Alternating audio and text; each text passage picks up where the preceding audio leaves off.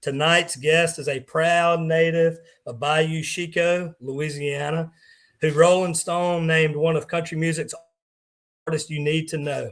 He first rose to fame back in 2007 with viral videos, YouTube videos that led to an invitation to perform on The Ellen Show. A few years later, in 2011, he signed with Warner Music Nashville. In 2015, he turned all four chairs around on NBC's The Voice.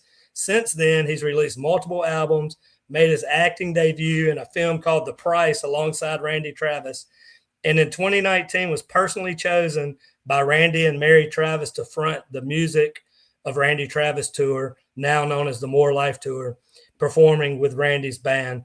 A father of five, he made his Grand Ole Opry debut in 2023 and has been back several times.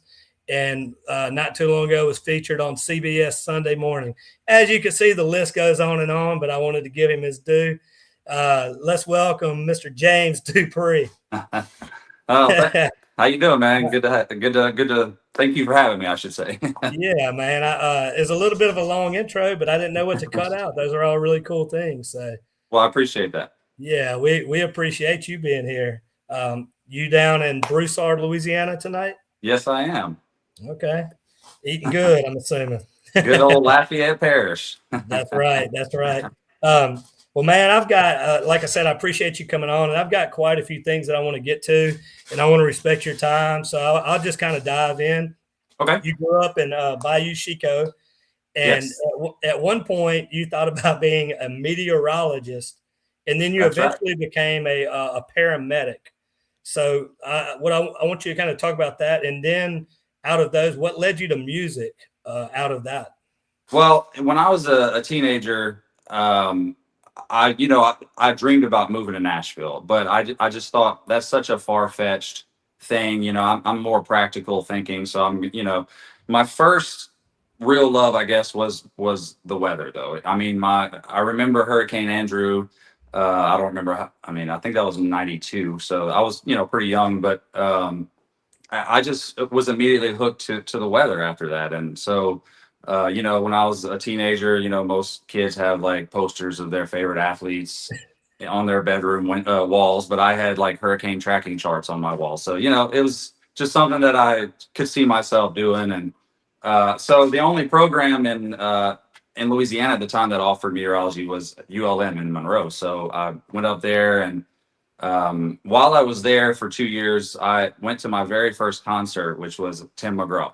And he did a thing in his hometown of Start, Louisiana, and I think I paid like $10 to go. So I was, I remember that concert vividly, and I remember thinking, you know, God, I would love to do that, and suddenly I noticed like this shift of interest, like music suddenly became a lot more fun than the weather, and so I just, eventually I quit school. I joined a band while I was there, and then I quit school, and I realized, well, now I need to get a job. And so my dad worked for a Acadian ambulance for 35 years, and so I was like, well, I'm just gonna do that.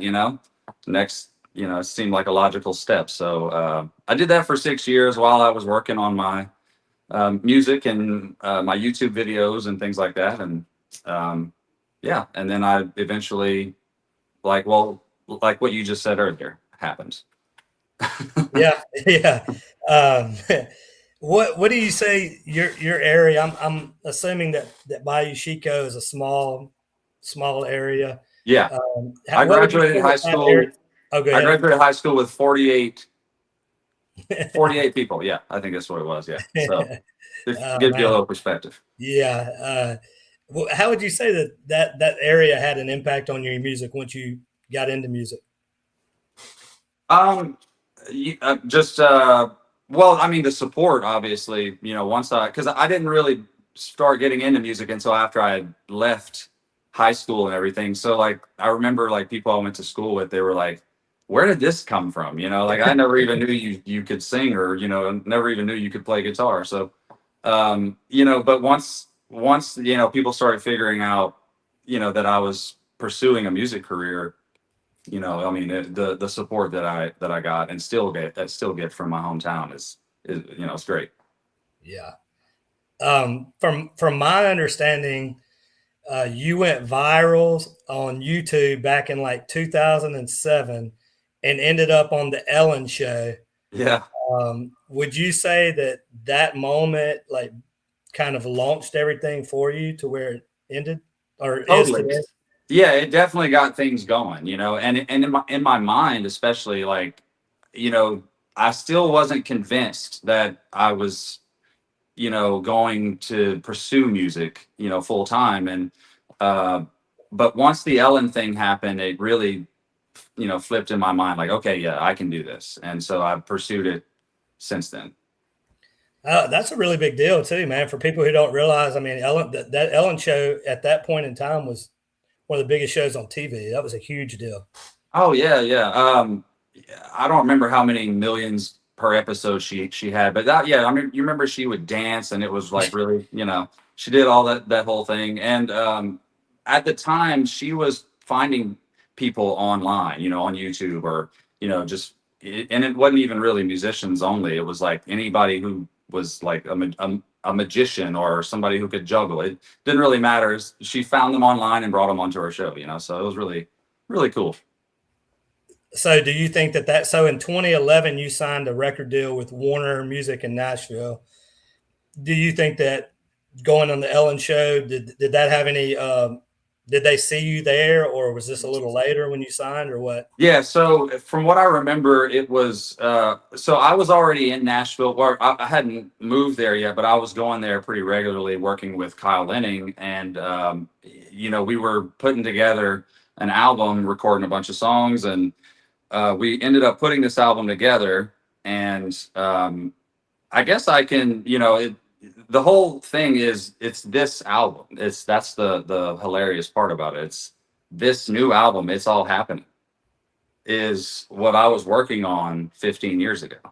Wow. Yeah. So basically, what happened was, at that time I was working with Kyle Lenning and Jerry Douglas on this album, but I wasn't signed yet. And then I released it independently about the time that I went on the Ellen show. And um, shortly after that is when I got my offer from Warner for a record deal, and they acquired the album.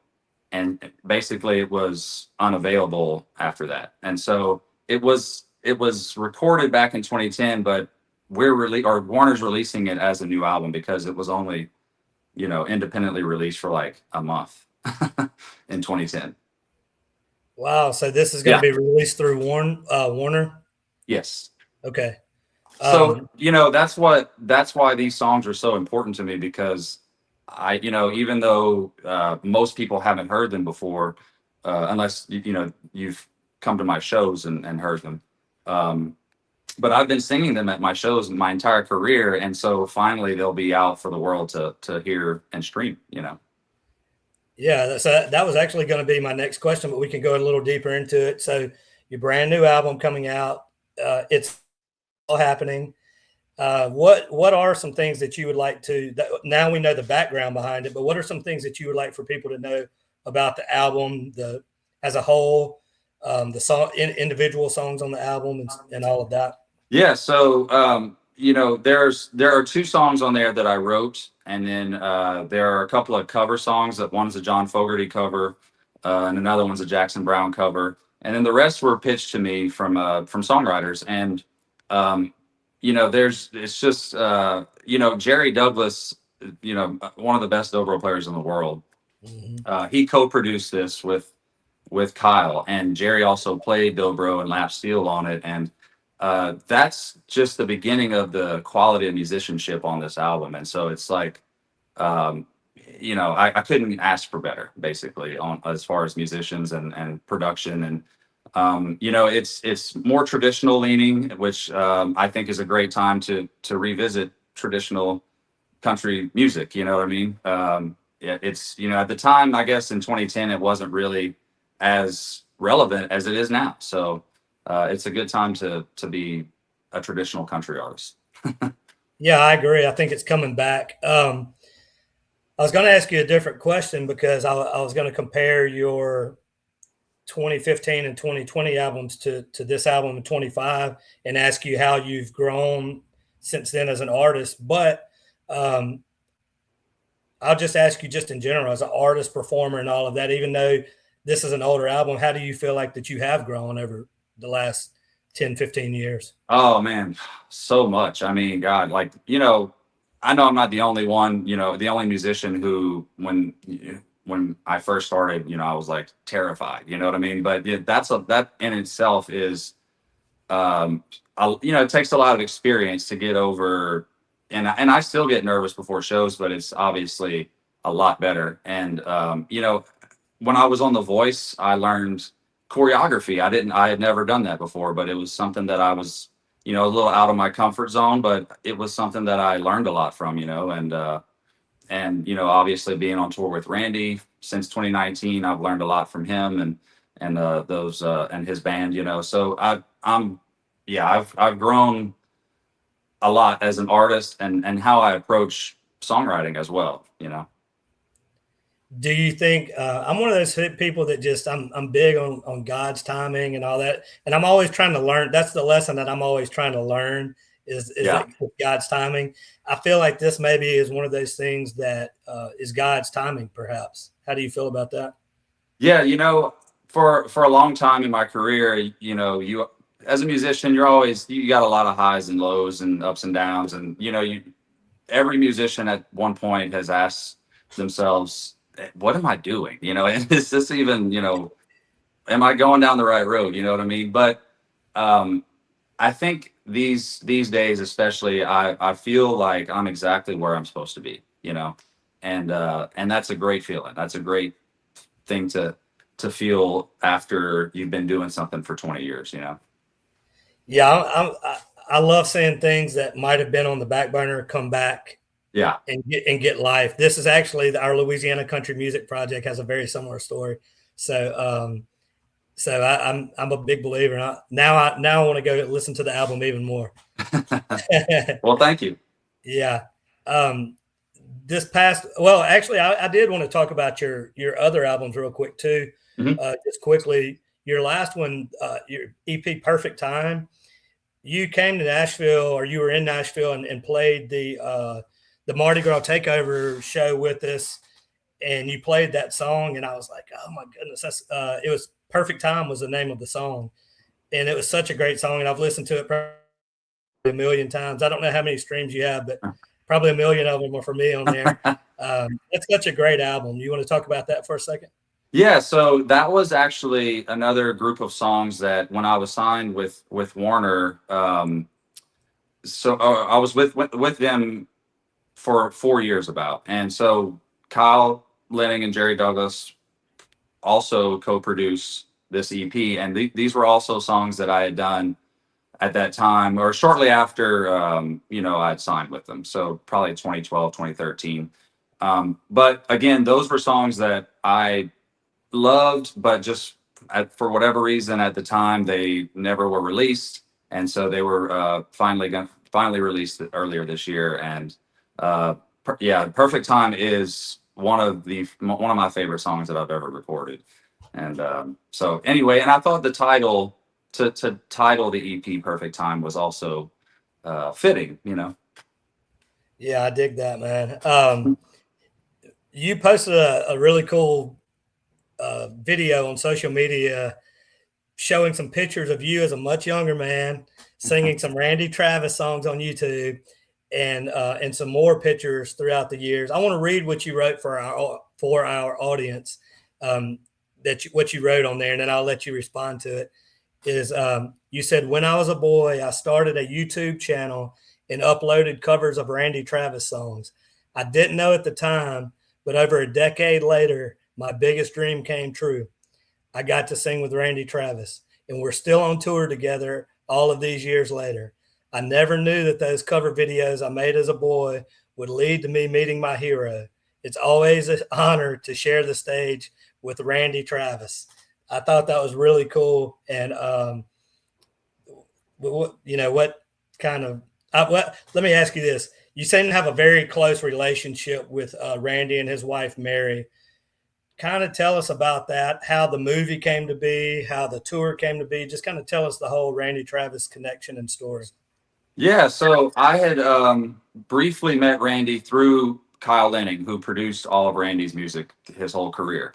And I was kind of hoping that that would happen when I started working with Kyle. I was like, man, I wonder if I'm gonna meet Randy, and thinking that yeah, that'll probably never happen. But about a year later, Randy came and played in Nashville. This was probably about 2011, 2012, and Kyle invited me onto his bus after the show, and I briefly talked to him for maybe 10, 15 minutes. So that was technically the first time I had met him. But a year later is when I got contacted one day by a lady from around Dallas, and she said she had written a script for a short film about a country, like a dying country music singer, famous country music singer, who had a son that he didn't know. And she was like, I think I've secured Randy Travis for the lead role, and I want to know if you want to do this secondary role. It's very small.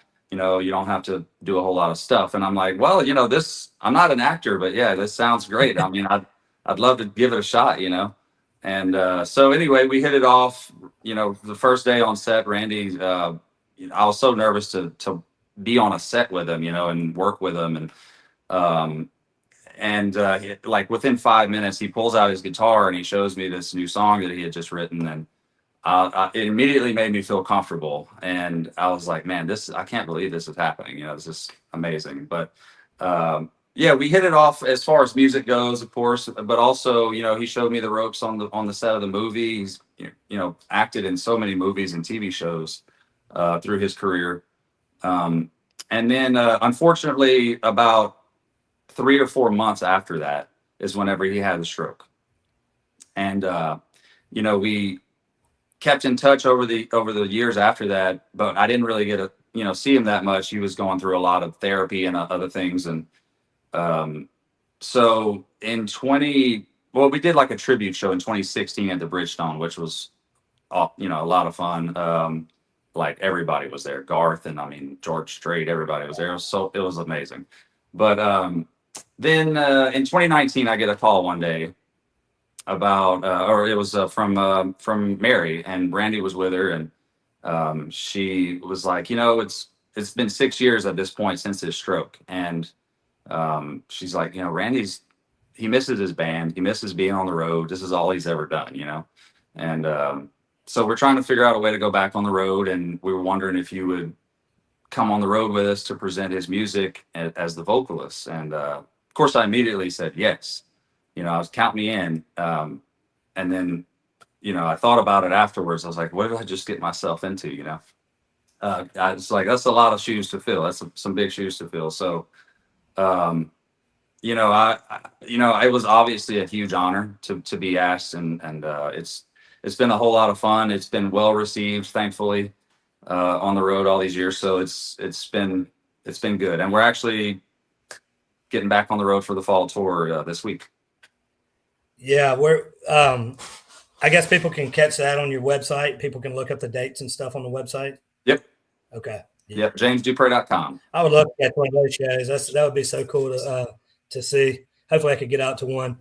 I want to move on so we can get you back to the family. But real quick, Grand Ole Opry in 2023, huge honor. I don't want to skip over that because that's such a huge honor to give you an opportunity to speak on what it meant to you to play the Opry several times now. Oh man, yeah, that was such a whirlwind. I mean, obviously, every country singer dreams of playing on the Opry, and to me, that was always like the top. You can't really beat that. And so yeah, whenever it finally came to be, it was an incredible day. It was an incredible evening. My family came up from Louisiana, and it was just a whole lot of fun. It was, to step in that circle. That first time, it was, during sound check earlier that day, and I kind of stopped and I looked at it first because I was like, I didn't step in it right away. I stood right on the outside of it and I just stared at it just to take it in. But yeah, it was incredible. It was an incredible night. Yeah, there's a lot of people, a lot of big shoes have stepped in that circle, right? Yeah. Oh yeah. um, and then I also wanted to, because I think the audience would be curious about this, but just talk a little bit about the voice, like how that came to be, what even got you to audition, and how does it feel to be on the stage when four chairs turn around? It's got to be pretty exciting. Yeah. So to be honest, I didn't really, I'd watched like American Idol, and I didn't really watch a lot of the reality shows. But at the time, this was right after I had left Warner. And so it was literally like the next week. And I was asking myself, okay, what's next? Where do I go next? And so I decided to give it a shot. I was going to audition for The Voice and went up to Chicago, and it was like February, and it was the coldest I've ever been in my life.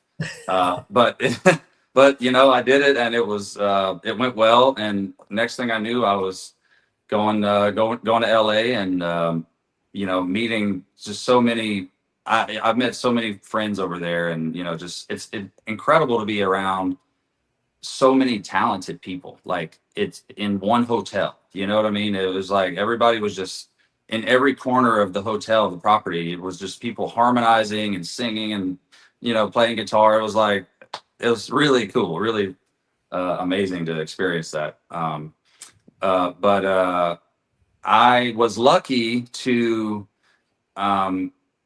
They give you like a really long list of songs to choose from for. I guess they're cleared songs that they have licensing for to choose for your blind audition. And luckily, one of my favorite songs to sing, "Let Her Cry" by Hootie and the Blowfish, was on that list, and so I got to have that one. And so I had been singing that song for years before that, and so I was comfortable with it.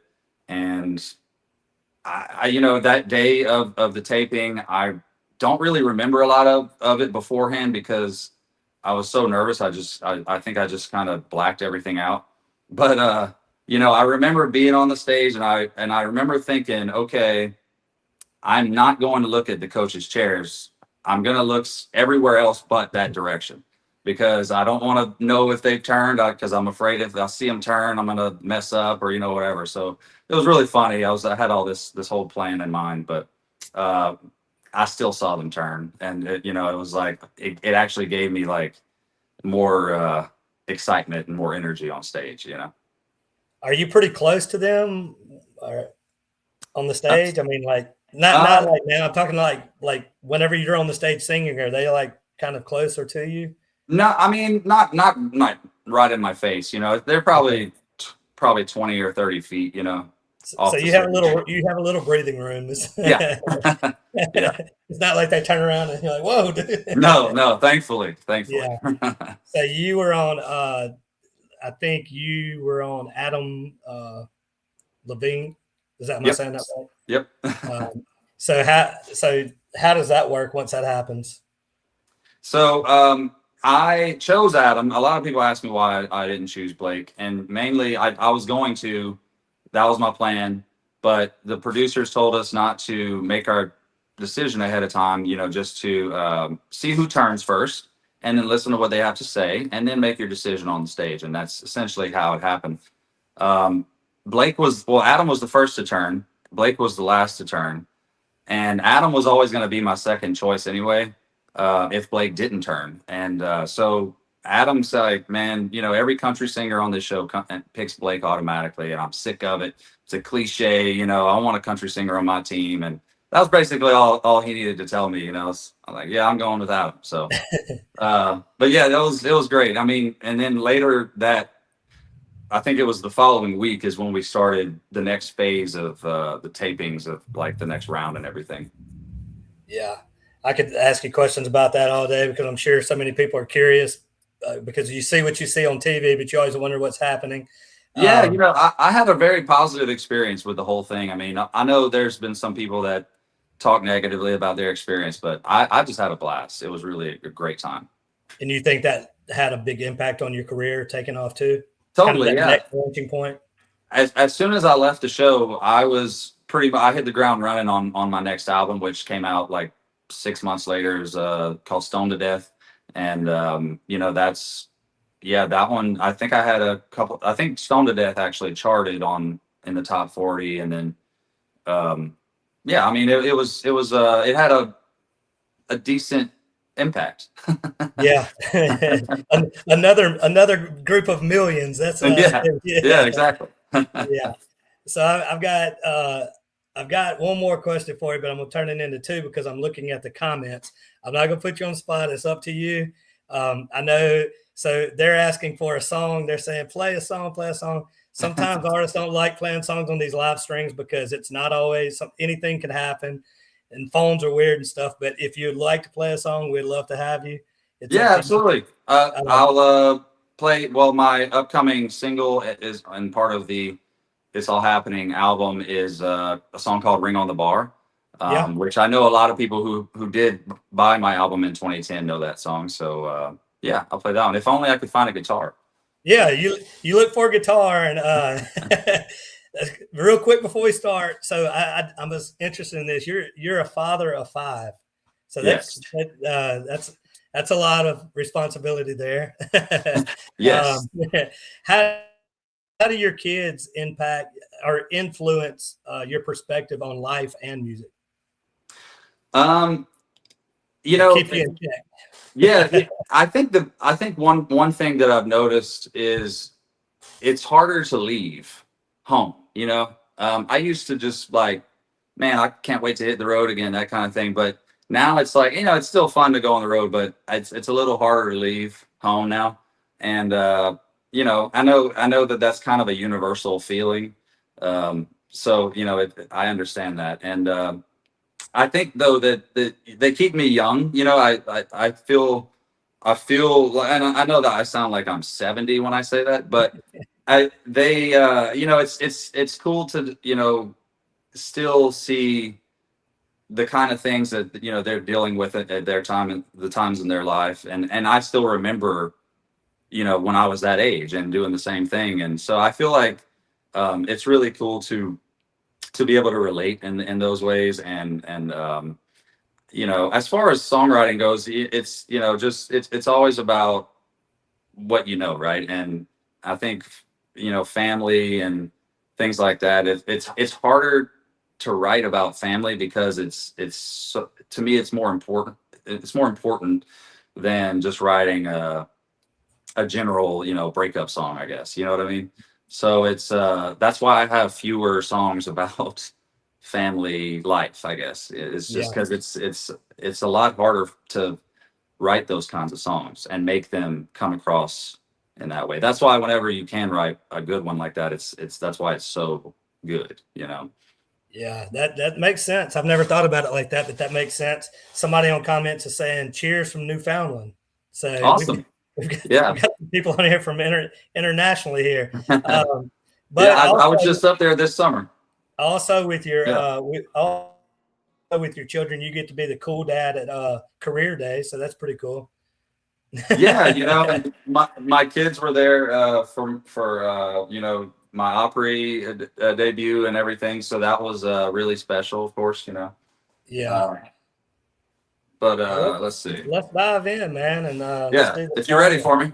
Yeah, man, let's do it.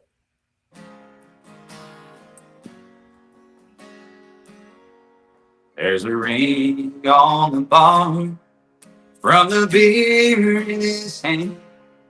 It's a circle of water from an ice cold can. He's been using a napkin to write down his thoughts, reasons he's alone, and the reason she's gone. And the rain shines bright in the colored light of a lonesome neon star. When it's closing time, he'll leave the hurt behind with a chip in the jar and a ring on the bar.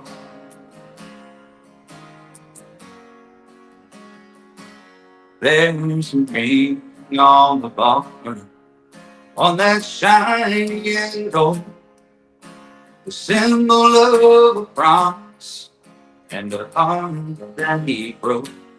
It's the one thing she left when she packed up the car. It was light on her finger, now it's heavy on his heart. And the rain shines bright in the colored light of a lonesome neon star. When it's closing time, he'll leave the earth behind with a tip in the jar and a ring on the ball. That bartender's gonna think someone forgot. He'll wonder who could be that big a fool. And the ring shines bright in the colored light of a lonesome neon star. When it's closing time, he'll leave the earth behind with a tip in the jar and a ring on the ball. He left a tip in the jar and a ring on the ball.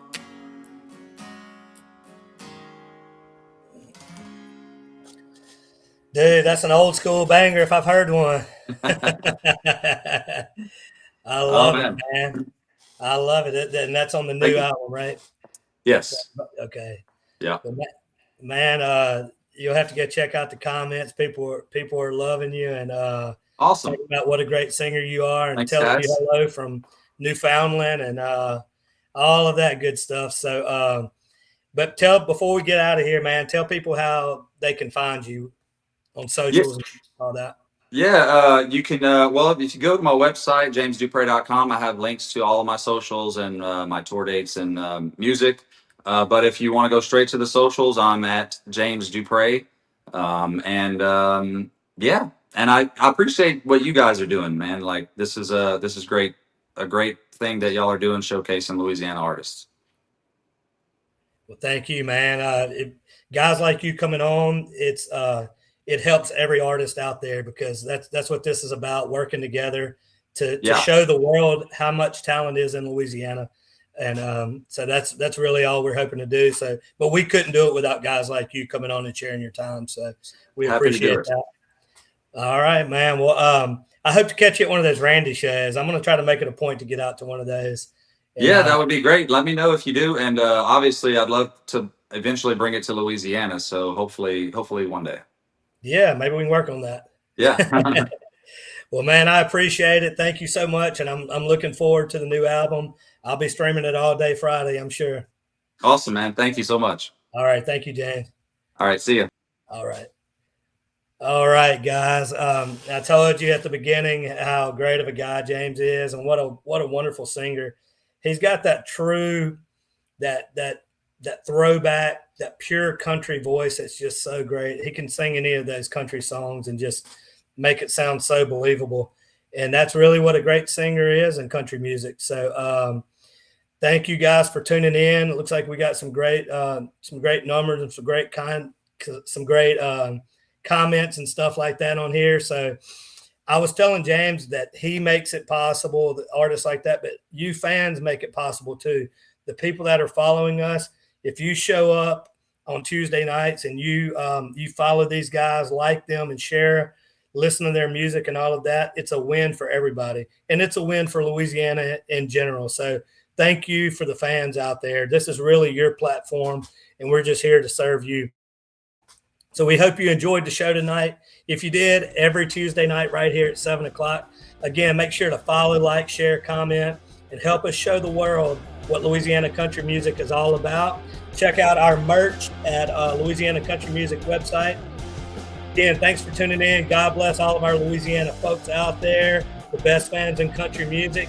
Enjoy the rest of your week. We'll see you next Tuesday night right here on Louisiana Country Music Live.